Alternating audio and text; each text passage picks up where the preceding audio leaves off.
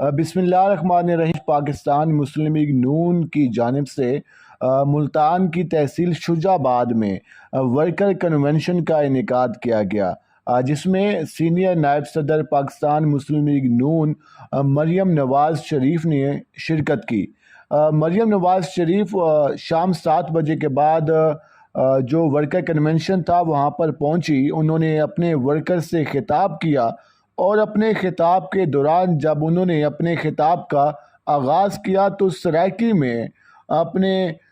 کارکنوں سے مخاطب ہوئی۔ انہوں نے شجاع آباد کے لوگوں کو مخاطب کرتے ہوئے کہا کہ شجاع آباد دے لوگوں تساں ٹھیک ہو۔ اس کے ساتھ ساتھ انہوں نے ایک اور جملہ بھی سرائکی میں شجاع آباد کے لوگوں کے لیے کہا کہ تمہاری بہن تو ملن آئیے۔ اس کے بعد انہوں نے جو اپنے خطاب میں جو مین باتوں کا ذکر کیا، ثانیہ 9 مئی کے حوالے سے جو یادگاروں کو نقصان پہنچایا گیا، جو لوگ ملوث ہیں ان کے خلاف سخت کارروائی کا مطالبہ کیا، شدید تنقید کی۔ پاکستان تحریک انصاف کے جو چیئرمین ہیں عمران خان، ان کا نام تو انہوں نے اپنے جلسے میں نہیں لیا اور اپنے خطاب میں نہیں لیا، لیکن بار بار ان کے بچوں کا نام اور اس کے ساتھ ساتھ ان کو مسلسل مخاطب کرتے رہی۔ تقریباً 28 منٹ انہوں نے خطاب کیا اور 28 منٹ کی جو 20 سے 22 منٹ کی گفتگو ہے وہ ثانیہ 9 مئی اور عمران خان کے حوالے سے کی گئی، جبکہ اپنے آخری خطاب کے آخری جو لمحات تھے ان میں تقریباً 6 منٹ انہوں نے جو ملکی ترقی کے حوالے سے اپنا منشور بیان کیا، جس میں انہوں نے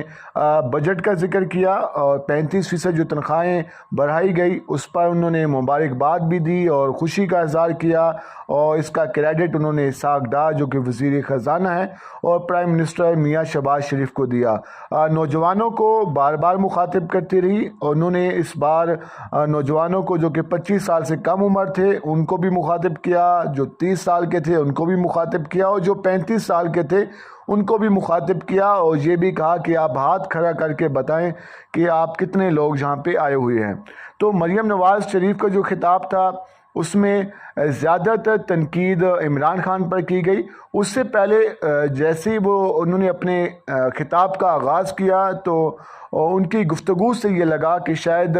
ان کو اس بات کا احساس ہوا یا وہ بات ان کو یاد آ گئی جب 12 اکتوبر کا واقعہ ہوا، جب جنرل پرویز مشرف نے غیر قانونی طور پر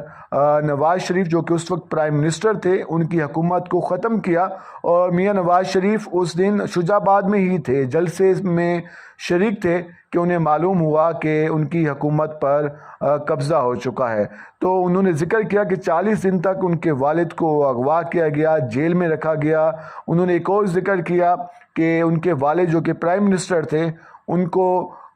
جہاز کی سیٹوں سے ہاتھ باندھ کر رکھا گیا تھا۔ تو اس طرح انہوں نے ان واقعات کا بھی ذکر کیا کہ ہمارے ساتھ یہ سارا کچھ ہوا، تو کیا جب ہماری حکومت بار بار ختم کی گئی تو کیا ہم نے اس طرح ریئیکشن دیا کہ قومی تنصیبات کو نقصان پہنچائے، قومی اداروں کے خلاف پروپیگنڈا کریں؟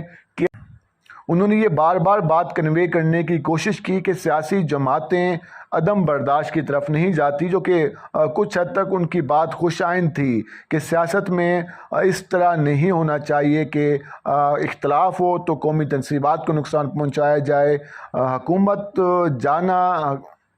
حکومت جائے وہ بھی عدم اعتماد کے ذریعے تو اس کو ایک سازش کا نام دے دیا جائے۔ اور یہ بھی کہا کہ اب جو پاکستان تحریک انصاف کے چیئرمین ہیں وہ یوٹیوب پر معافی مانگتے ہیں ان اداروں کے لوگوں سے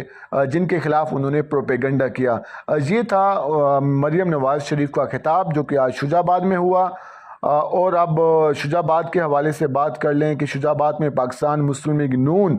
کس پوزیشن میں ہے۔ تو 2018 کے الیکشن میں پاکستان مسلم لیگ نون دوسرے نمبر پہ آئی تھی۔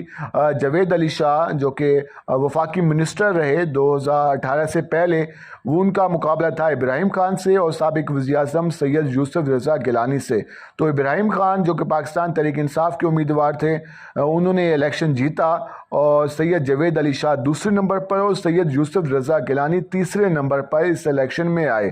2018 کے الیکشن میں۔ اب جو میدان خالی ہے کیونکہ ابراہیم خان الیکشن اور سیاست سے علیحدگی کا اعلان کر چکے ہیں اور پاکستان تحریک انصاف چھوڑ چکے ہیں، تو اب سید جاوید علی شاہ پاکستان مسلم لیگ نون کے ایک تگڑے امیدوار ہم کہہ سکتے ہیں کہ وہ اس حلقے سے ہیں، اور ان کے مد مقابل سید یوسف رضا گیلانی اس بار شجاع آباد سے الیکشن لڑنے کا ارادہ نہیں رکھتے، تو یہ سیٹ اس بار پاکستان مسلم لیگ نون جیتتی ہوئی نظر آ رہی ہے۔ شکریہ۔